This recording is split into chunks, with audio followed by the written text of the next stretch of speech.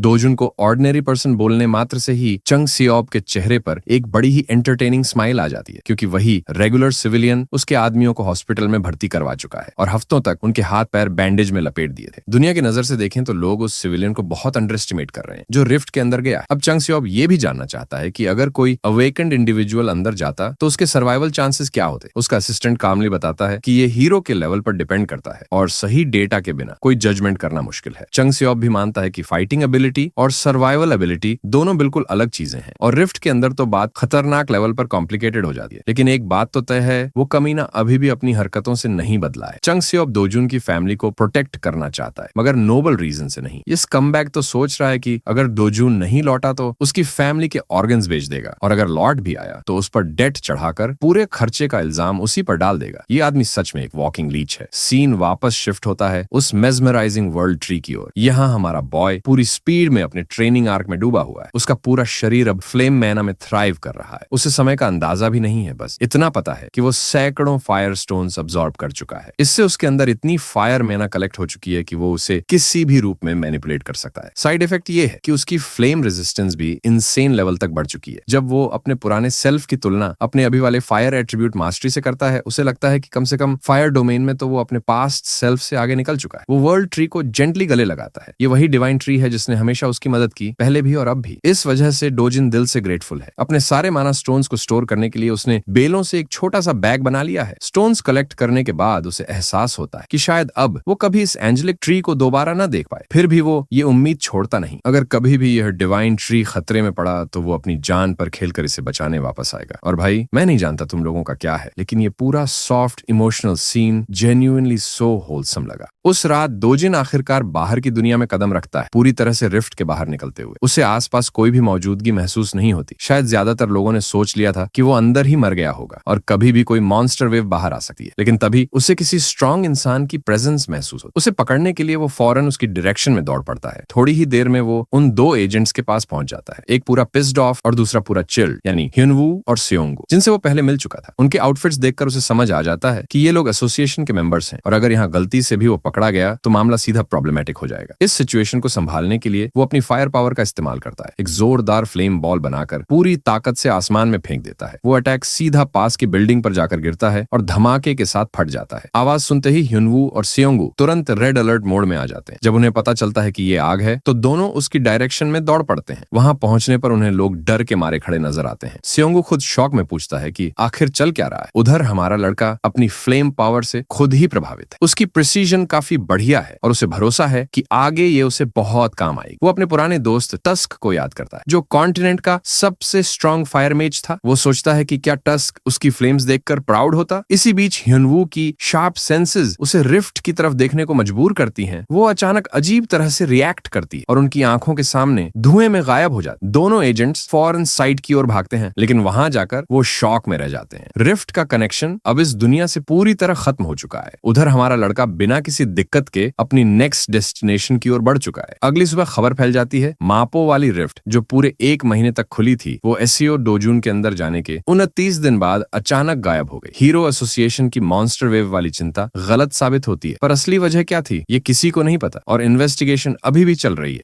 उन्हें उस फायर से भी निपटना पड़ रहा है जो रिफ्ट के गायब होने के ठीक समय जंकयार्ड में भड़की थी। इसी वजह से ज्यादातर लोग ये मान लेते हैं कि एसईओ डोजुन सच में मर चुका है और ये आग उसी की बेवकूफी का नतीजा है। लेकिन उन्हें क्या पता, हमारा लड़का तो यहीं आसपास हिडन इन प्लेन साइट बैठा लोगों की बातें सुन रहा है। कुछ लोग तो उसकी मौत पर सिंपैथी भी दिखा रहे हैं। दुर्भाग्य से रिफ्ट का डिसअपीयरेंस हमारे हीरो के लिए बहुत बड़ा हार्ट ब्रेक है। वो अंदर से टूट जाता है क्योंकि अब वो वर्ल्ड ट्री के साथ कभी इंटरेक्ट नहीं कर पाएगा। भले वर्ल्ड ट्री को अब वो प्रोटेक्ट न कर पाए, लेकिन उसकी जिंदगी में एक और चीज है जिसे वो अभी भी बचा सकता है और ये बात हमें सीधा HCS कैपिटल ले आती। अंदर बैठे वो सारे इडियट्स डोजुन की मौत की पार्टी कर रहे हैं।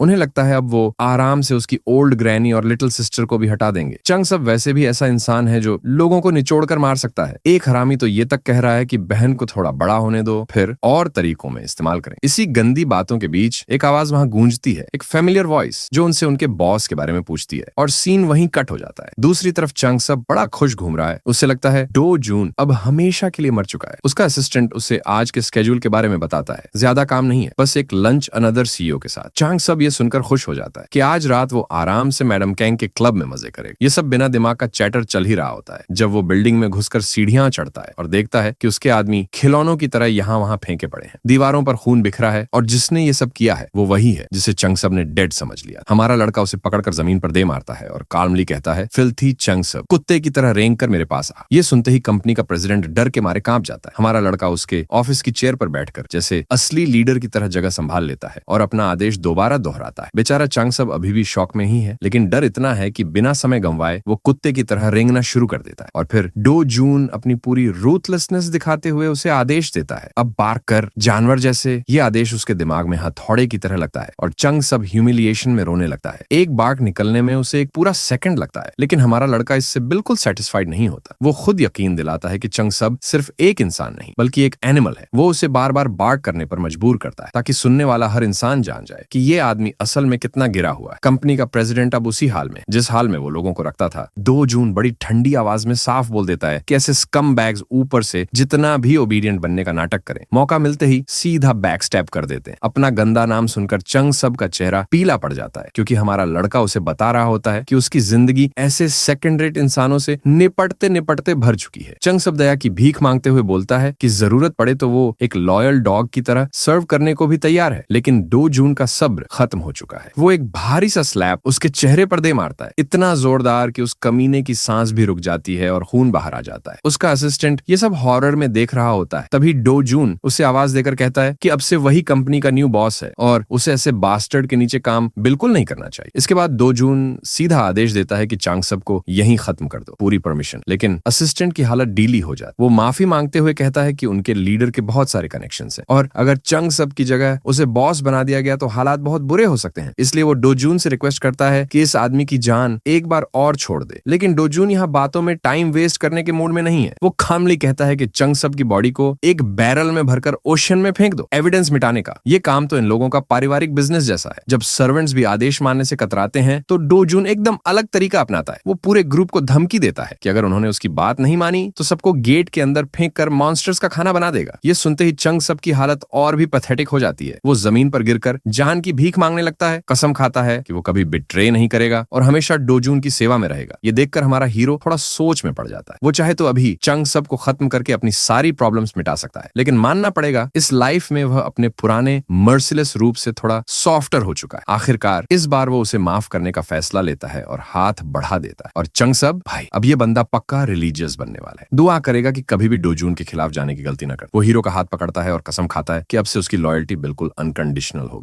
लेकिन तभी डो जून को कुछ अजीब लगता है। उसका हाथ अचानक स्टीमिंग हॉट फ्लेम्स से घिरा हुआ है। हाँ, भले ही डो जून थोड़ा सॉफ्ट हुआ हो, पर वो अभी भी अंदर से रूथलेस ही है। वो चंग सब की आंखों में सीधा देखता है और उसे याद दिलाता है कि ये सच में उसकी फाइनल चांस है। और फिर बिना किसी हेजिटेशन के डो जून उसका हाथ पकड़कर एक झटके में नोच देता है। उस हाथ को सीधा एक जली हुई चार्ड पेस्ट में बदल देता है। मीटिंग खत्म होने तक डो जून बिना पीछे देखे वहां से निकल जाता है और पीछे बस प्रेसिडेंट की एगनाइजिंग चीखें रह जाती। लेकिन जाते जाते एक आखिरी वार्निंग छोड़ जाता है, अगर उनमें से एक भी इंसान उसकी फैमिली के रास्ते में आया तो डो जून खुद उनकी डेथ पर्सनली कंफर्म करेगा। और अब इन लोगों की जिंदगी का नया काम हमेशा हमेशा उसकी फैमिली को प्रोटेक्ट करना। बस ऐसे ही हैंडल किए जाते हैं असली ट्रेटर्स। दुनिया की नजर में सीईओ डो जून तो बस एक मामूली सा नाम था जो रिफ्ट के साथ ही गायब हो गया। लेकिन असलियत भाई जन आराम से लोकल मैकडॉनल्ड्स में बैठकर खाना खा रहा है। गवर्नमेंट, हीरो एसोसिएशन, मीडिया सभी ने उसे यस्टरडेज न्यूज की तरह भूल भी दिया। अब कोई बोले भी कि वो जिंदा है तो भी कोई सीरियस नहीं लेगा। और वैसे भी एक सोलो रिफ्ट से निकलकर वापस आना ये दुनिया उसके लिए बस एक्स्ट्रा हेड की ही देती। उधर हारा हुआ डॉग ह्वांग चांग सब अभी उसके लिए एक नया सेफ और बेटर घर ढूंढने में लगा हुआ है, कम से कम तब तक जब तक डो जून आराम से सेटल ना हो जाए। आखिरकार डो जून को मौका मिला अपनी छोटी बहन को टेस्टी फास्ट फूड खिलाने का और उसने उसे बताया कि अब वे एक बेहतर नेबरहुड में शिफ्ट होने वाले हैं। ये सुनकर छोटी योन योन की खुशी का ठिकाना ही नहीं रहा। अब वो किंडरगार्टन जा सकती है और अगले साल एलिमेंट्री स्कूल भी। लेकिन जैसे ही स्कूल की बात आती है योन योन का मूड अचानक डाउन हो जाता है। डो जून थोड़ा घबरा जाता है। ये लड़का मॉन्स्टर्स काटने में एक्सपर्ट है पर बच्चों को संभालना उसके स्किल ट्री में नहीं आता। फिर उसकी बहन रोते रोते बताती है कि बाकी बच्चे उसे ऑर्फन कहकर चिढ़ाते हैं। ये सुनकर बिग ब्रो डो जून का दिल सच में टूट जाता है। वो सोचता है अगर वो मीन किड्स से घुलना मिलना नहीं चाहता तो मत करे। वो छोटे ब्रैट्स अपने कर्मों का फल कभी ना कभी खाएंगे। ये सुनकर और ये जानकर कि अब उसे किंडरगार्टन में बुली होने वापस नहीं जाना पड़ेगा, योन योंग तो सीधी हाइप्ड हो जाती। इनसाइड, 2 जून अपनी छोटी बहन को एक ऐसी प्राइवेट स्कूल भेजने का प्लान बना रहा है जहां कोई उसकी तरफ आंख उठाकर भी ना देख सके। उस रात SCO 2 जिन को पता चला कि किम योनगू ने उसकी दादी और बहन को किसी रैंडम मोटल में छुपा कर रखा था। जब वो रिफ्ट के अंदर फंसा हुआ, कांच जैसा कमजोर वो कमीना अपनी जान तोड़कर माफी मांग रहा था। उसने बहाना बनाया कि मोटल उनकी कंपनी के अंडर है, इसलिए बाकी जगहों से ज्यादा सुरक्षित है। 2 जिन के पास आज इन चापलूसों से निपटने की ताकत नहीं थी, इसलिए वह बस कमरे में गया और महीनों बाद एक बार फिर अपनी दादी को देखा। छोटी यून यंग ने उस पर झपट कर भालू जैसी झप्पी मार और दादी उसकी हथेली पकड़कर रो पड़ी। वो बस अपने पोते को जिंदा देखकर खुश थी। पहले तो वो सख्त योद्धा हैरान रह गया, लेकिन जैसे ही उसे अपने परिवार की गर्माहट महसूस हुई, वो मुस्कुरा दिया। छोटी यून यंग को मैकडॉनल्ड्स बहुत पसंद आ गया है, इसलिए वो लोग उस बिल्कुल असली जगह पर काफी बार जा रहे हैं। आज उसने भाई से उसके हीरो वाले काम के बारे में पूछा और जब उससे पूछा गया कि क्या उसे हीरो भाई होना अच्छा लगता है, तो यून यंग ने बिल्कुल बेफिक्री से कहा, नहीं, हीरो चाहे कितने भी कूल हों, वे हमेशा खतरों में रहते हैं और कभी कभी मर भी जाते हैं। और यून यंग बस चाहती है कि उसका भाई दादी और उसके साथ बहुत बहुत लंबे समय तक रहे। 2 जिन तो खून खराबे की दुनिया में जीते जीते इतना सुन्न हो चुका था कि किसी का उसके लिए चिंतित होना उसके लिए नई चीज थी। पिछली दुनिया में वह आखिरी बचा हुआ इंसान था। राक्षसों से लड़ते लड़ते उसने बहुत कुछ खो दिया था, लेकिन इस दूसरी दुनिया में उसकी जिंदगी में कुछ बेहद अनमोल लौट आया। वो भूली हुई भावनाएं फिर सतह पर आ रही हैं। शायद इस दुनिया में वो सच में खुश रह सकता है। शायद वो एक शांत प्यारी जिंदगी जी पाए अपने परिवार के साथ। लेकिन जब वो अंदर ही अंदर गर्मजोशी में डूबा हुआ था, कोरिया का हीरो एसोसिएशन बुरी तरह हिल चुका था। कोरिया हीरो एसोसिएशन का संस्थापक ना थे वुंग, जो वर्ल्ड हीरो फेडरेशन का डायरेक्टर भी है, हाल ही की रिफ्ट घटना से परेशान था, या कहें कि रिफ्ट घटना के न होने से। उनके सबसे बेहतरीन लोग साइट की जांच कर चुके थे, पर कोई नई जानकारी नहीं मिली। अपने इलाके को लेकर अंधेरे में रहना उसे और भी बेचैन कर रहा था। और यह भी संभव है कि जो रिफ्ट अचानक गायब हुई, वह कभी भी दोबारा प्रकट हो सकती है। उसकी असिस्टेंट भी उसकी चिंता से सहमत थी। उसका कहना था कि अगर वहां एक वेव आ जाती तो स्थिति शायद और साफ होती। कम से कम अब उन्हें अननोन वेरिएबल्स की चिंता नहीं करनी पड़ेगी। डायरेक्टर तेवुंग ने उसकी बात बीच में ही रोक दी, क्योंकि अगर वह आगे बोलती तो उसका एंगर और बढ़ जाता। हाँ, अनसर्टेनिटीज उसे परेशान कर रही थी, लेकिन उसे यह राहत थी कि किसी को कोई नुकसान नहीं पहुंचा। न तेवुंग दुनिया के टॉप 100 रिस्पेक्टेड और स्ट्रॉन्गेस्ट हीरोज में आता है। लोग तो यहाँ तक कहते हैं कि अगर वह कभी प्रेसिडेंट के लिए खड़ा हो जाए तो इतिहास में सबसे ज्यादा वोट्स वही ले जाएगा। उसकी एक बात और एक फैसला बड़े बड़े कॉन्ग्लोमरेट्स को हिला सकता है। लेकिन अच्छी बात यह थी कि उसे न किसी देश की पावर में दिलचस्पी थी, न ही किसी कॉन्ग्लोमरेट की वेल्थ में। वह बस एक ही चीज को सबसे ऊपर रखता है, अपनी जनता की सेफ्टी। सीधी भाषा में कहें तो यह आदमी सच में रियल वन, चाहे जितना भी समय लगे। वह रिफ्ट के पूरे पेरीमीटर की गहराई से जांच चाहता था। आसपास के सभी लोग पहले ही अपनी प्रॉपर्टीज बेचने के लिए तैयार थे, इसलिए वह मुद्दा हल था। तेवुंग तो उन्हें मार्केट प्राइस से ज्यादा देने का मन बना चुका था। इतनी परेशानी के बाद यह कम से कम वह कर सकता। इसी बीच रिपोर्ट्स आने लगी कि अलग अलग देशों में कई रिफ्ट्स प्रकट हो चुकी। देखने में तो साफ था कि कुछ बड़ा होने वाला है। यूएस और चाइना अपनी रिफ्ट्स को कंट्रोल करने में लग चुके थे, लेकिन यूनाइटेड किंगडम की हालत सबसे खराब थी। बाकी जगहों पर वेटरन हीरोज भेज दिए गए थे, लेकिन यूके की स्क्वाड तो बिल्कुल ही डूडू गार्बेज निकली। 1 महीने से जारी यूके रिफ्ट को साफ करने का मिशन बुरी तरह से नाकाम हो चुका। अब तो यूके रिफ्ट वेव भी ऑफिशियली शुरू हो गई थी। फिर भी शहर के लोग अपनी रोजमर्रा की जिंदगी में वैसे ही लगे हुए, जैसे कुछ हुआ ही ना। इसी भीड़ में CO 2 जिन भी चल रहा था, बिल्कुल आम लोगों में घुलता मिलता। वह अपने पसंदीदा शॉप में दाखिल हुआ, जो हीरो कॉम्प्लेक्स के अंदर थी। दरवाजा खुलते ही काउंटर पर खड़ा लड़का इंस्टिंक्ट से वेलकम बोलने ही वाला, लेकिन डोजिन का चेहरा देखते ही उसकी आवाज फ्रीज हो गई। ब्लैक हेयर्ड यंग मैन को देखते ही उसके शरीर का हर बाल टेरर मोड में खड़ा हो गया। आज मैनेजर भी दुकान में मौजूद था, इसलिए काउंटर वाले को इस सैडिस्ट टाइप ग्राहक का अकेले सामना नहीं करना पड़ेगा। मैनेजर ने अखबार धीरे से बंद किया, उसे नीचे रखा और अपनी नजर ऊपर उठाई। उसकी आवाज तो कंट्रोल में थी, लेकिन उसमें साफ साफ एंगर महसूस होता था। यही वो आदमी था जो इस बेचारे पुशओवर कैशियर को जबरदस्ती लो ग्रेड क्रिस्टल्स खरीदने पर मजबूर करता आया है। डोजिन ने बड़ी आलस से अपना बैकपैक उतारा और उसे जोर से जमीन पर फेंक दिया। अच्छा ही हुआ कि आज मैनेजर मौजूद था, इससे उसकी मैजिक क्रिस्टल्स की सेल जल्दी खत्म हो जाएगी। मैनेजर तो उम्मीद कर रहा था कि हमेशा की तरह कुछ लो ग्रेड क्रिस्टल्स जमीन पर गिरेंगे, और ऑनेस्टली उसे इस छोटे मोटे काम में कोई इंटरेस्ट नहीं। लेकिन डोजिन को यह बिल्कुल पसंद नहीं कि कोई उसे यूं ही मना कर दे, जबकि वह साफ सुथरा फेयर ट्रेड चाहता है। मैनेजर हो या कोई भी सेन शॉप ओनर, कोई भी सिर्फ 1% फी पर डील नहीं लेगा। मैनेजर के दिमाग में तो यही था कि ये लड़का बस चला जाए तो बेहतर है, पर डोजिन ने साफ बोल दिया कि उससे डील रिफ्यूज करना ये मिस्टर मैनेजर की जिंदगी की सबसे बड़ी मिस्टेक होगी। मैनेजर फिर भी उसे चिड़चिड़े अंदाज में भगा रहा, पैक की तरफ देखना तक जरूरी नहीं समझा। ये उसका आखिरी वार्निंग था। उसके बाद हालत बिगड़नी तय थी। जवाब में डोजिन ने बैग को जोर से लात मारी और बैकपैक टाइल्स पर गिरते ही उसके अंदर की चीजें पूरे फ्लोर पर फैल गई। कैशियर और मैनेजर दोनों ही एक्सपीरियंस्ड क्रिस्टल ट्रेडर्स थे। एक नजर में पहचान गए कि यह क्या है। वह पुराना गंदा सा बैग असल में हीरोज मैजिक क्रिस्टल्स से भरा हुआ था, एक लेजेंडरी ट्रेजर जिसे दुनिया की कोई भी रकम खरीद नहीं सकती। डोजिन को लगभग अंदाजा था कि ये चीजें कितनी कीमती होती हैं। उसे पता था कि उसके हाथ में प्रीमियम माल है। असल में यही हीरोज मैजिक क्रिस्टल कभी एक मशहूर मैक्सिकन ड्रग लॉर्ड क्वार्जमन ने न्यू एज ड्रग मैन्युफैक्चरिंग में इस्तेमाल किया। फिर एक रात उसकी लेबोरेटरी में हुए एक्सीडेंट ने उसकी जिंदगी ही बदल दी और दुनिया की नजर इस छोटे से रॉक पर। उसी हीरोज मैजिक क्रिस्टल ने क्वार्जमन को एक पावरफुल हीरो के रूप में अवेकन कर दिया। तभी से यह क्रिस्टल हीरो अवेकनिंग और मैना एनहांसमेंट के लिए प्राइसलेस बना हुआ है। इतना रेयर और पावरफुल एनर्जी सोर्स, ये तो सीधा अल्ट्रा हाई एंड प्रोडक्ट की कैटेगरी में आता है। एक पावर मूव करते हुए डोजिन ने साफ आदेश दिया कि यह सब वापस पैक करो और फिर वह निकल गया। मिस्टर मैनेजर का तो पूरा बिहेवियर पलट गया। उसका एरोगेंट टोन तुरंत गायब होकर एकदम वेलकमिंग हो गया। वह तो खुद भागकर डोजिन को वीआईपी सीट्स तक ले गया और ड्रिंक्स तक ऑफर कर दी थी, जबकि कैशियर उन क्रिस्टल्स को पॉलिश कर रहा था। डोजिन तो इस तरह की रोल रिवर्सल एंजॉय करता है। एक सेकंड पहले उसे भगा रहे थे और अगली ही सेकंड आइस्ड ड्रिंक घूंट रहा। ओपनिंग डिमांड भी तगड़ी ही रखी, फुल प्राइस के साथ सिर्फ 0.5% कमीशन। और जैसे ही मैनेजर ने हल्का सा भी हिचकिचाने का साइन दिखाया, डोजिन ने तुरंत डील खींच लेने की धमकी दे दी। पहले के ट्रेड्स में डोजिन ने 1% पर डील मान ली थी। अब वह उसी ऑलरेडी पैथेटिक रेट को और भी नीचे गिरा रहा था। सच कहे तो वह ये सब बस अनोयंस में कर रहा था। मैनेजर ने तुरंत सिर झुका लिया और जितनी सिंसियर अपॉलॉजी वह निकाल सकता था उतनी निकालने की कोशिश की। लेकिन डोजिन अब इन बेकार एम्प्टी अपॉलॉजीज से तंग आ चुका था। उसकी बात सिंपल थी, या तो उसका रेट मानो या फिर वह अपना बिजनेस कहीं और ले जाएगा। काउंटर पर खड़ा कैशियर मन ही मन डोजिन को रूड प्रिक बोलकर गालियां दे रहा था। मैनेजर को भी समझ आ गया कि एक्टिंग से ये लड़का सॉफ्टन नहीं होने वाला, इसलिए उसने लंबा लेक्चर शुरू कर दिया। Magic crystal market, pricing, demand, supply, पूरी इकोनॉमिक्स खोल दी। लेकिन डोजिन के पास इतना लॉन्ग विंडेड बक बक सुनने के लिए टाइम नहीं था। उसने ड्रिंक खत्म की और सीट से उठ खड़ा हुआ। यह देखकर मैनेजर की हालत पैनिक मोड में चली गई। उसे लगा जिंदगी की सबसे बड़ी डील उसके हाथ से निकल रही है। मैनेजर ने 9% कमीशन ऑफर किया। काम नहीं बना तो 8% की बात की, फिर 8 से 7, 7 से 6 और 6 से 5 तक उतर आया। इस रेंज में तो शॉप को प्रॉफिट होना तो दूर, घाटा ही होगा। मैनेजर डिस्पेयर में डूबा हुआ था और तभी एसईओ डोजिन ने चाल चली। उसने अचानक कह दिया कि चलो पास्ट डीलिंग्स की रिस्पेक्ट में वह 1% पर मान जाएगा। मैनेजर के अंदर एक चीख उठी। उसके दिल में वह इसे साफ साफ एक्सटॉर्शन समझ रहा था, लेकिन प्रोडक्ट इतना प्राइसलेस था कि वह उसे छोड़ भी नहीं सकता था। और फिर डोजिन ने जो अगला वाक्य बोला, मैनेजर लिटरली एक्साइटमेंट में अपने होश खो बैठा। उसने बताया कि आज जो बैग लाया है उसके अलावा उसके पास ऐसे प्राइसलेस मैजिक क्रिस्टल्स के करीब 7 और बैग्स मौजूद हैं। बस ये सुनते ही कॉन्ट्रैक्ट निकालकर तुरंत साइन हो गया। कुछ ही मिनट में सारी ऑफिशियल फॉर्मेलिटीज पूरी हुई और 67 अरब वॉन सीधे एसईओ डोजिन के बैंक अकाउंट में आ गए। ये करीब $48 मिलियन होते हैं। इस स्पीड पर उसकी एक 110 अरब वोनी वाली लग्जरी हाउस खरीदने की डिस्टेंस भी अब ज्यादा दूर नहीं लग रही थी। लेकिन दिक्कत यह थी कि नॉर्मल गेट्स से हाई ग्रेड मैजिक क्रिस्टल्स निकालना टाइम सिंक था। अगर वह किसी तरह फ्रीली रिफ्ट जोन में ट्रैवल कर पाए तो वह खजाने लिटरली मैडमैन की तरह फार्म कर सकता है। उसी समय उसके फोन की स्क्रीन पर एक एडमिनिस्ट्रेटिव मैसेज पॉप हुआ। सदर्न यूनाइटेड किंगडम में वेव आउटब्रेक ऑफिशियली अनाउंस कर दिया गया था। साथ ही पूरी तरह से यूके जाने पर बैन लगा दिया गया था। रियल वर्ल्ड की इतनी बड़ी समस्या की खबर पड़ने के बाद डोजिन का मैनेजर को तंग करने का इंटरेस्ट खत्म हो गया। पहले वह किसी भी देश में हो, किसी भी एसोसिएशन से जुड़ा हो, ऐसी स्थिति में वह खुद रिफ्ट को सील करने पहुंच जाता। बट अब डोजिन वो वाला बंदा नहीं रहा। अब उसकी लाइफ में इससे कहीं ज्यादा जरूरी चीजें। आज की डिनर ट्रीट उसी के तरफ से है। और भाई लोग, आज खाने में मिलने वाला है एक्सपेंसिव मीट। छोटी यून यंग की तो बस नजरें टिकी थी ग्रिल पर रखे पोर्क और बीफ की जूसी मार्बलिंग पर। महंगे साइड डिशेस, प्रीमियम मीट, सब टेबल पर लगातार आ रहा। मेन्यू के भाव देखकर दादी थोड़ा घबरा गई। 2,50,000 वॉन सिर्फ 100 ग्राम के लिए? ये तो बहुत ज्यादा है। डोजिन ने तुरंत दादी की चिंता काट। रिलैक्स ग्रैंडमा, आज जितना खाना है खाओ। मेरे पास क्रिस्टल से इतना पैसा आया है कि ये बिल तो पॉकेट चेंज है। यून यंग का पहला बाइट ही उसे उस लग्जरी बीफ की दुनिया में खोने के लिए काफी। डोजिन तो लगातार और मीट ग्रिल पर डालता जा रहा था। दादी बस डरते हुए देख रही थी। अब तो फ्रेश रिब्स, प्राइम रिबे, स्ट्रिप लॉइन, स्कर्ट मीट सब एक के बाद एक टेबल पर आने वाला। दादी सोच रही थी ये 2.5 लोग इतना खाना कैसे खत्म करेंगे, बट वो अंडर एस्टिमेट कर रही है प्रोटैगनिस्ट की भूख को। यून यंग ने दादी का हाथ पकड़कर बोला, ग्रैंडमा बस एक बार ट्राई करो, बहुत टेस्टी है। दादी अपनी प्यारी पोती की बात कैसे टालती और बस एक बाइट, और उसी एक बाइट ने उनकी सारी चिंता हवा में उड़ा दी। इसके बाद तीनों की फैमिली डिनर सिर्फ मुस्कुराहट और हंसी से भरी रही। लेकिन डोजिन को क्या पता, उसी वक्त रेस्टोरेंट में एक अटेंशन ग्रैबिंग लड़की इनसाइड आई। जिधर से गुजरती लोग लिटरली अपनी गर्दन मोड़ मोड़ कर उसे देखते जा रहे थे। वो सीधे जाकर एसईओ डोजिन की टेबल पर रुकी और कॉन्फिडेंटली बोली कि उसे उससे बस थोड़ा बात करनी। लेकिन डोजिन उसे बीच में काटते हुए बोला, फैमिली डिनर चल रही है, अगर कुछ कहना है तो खाना खत्म होने के बाद आना, अभी डिस्टर्ब मत करो। लड़की ह्यून जो ह्यून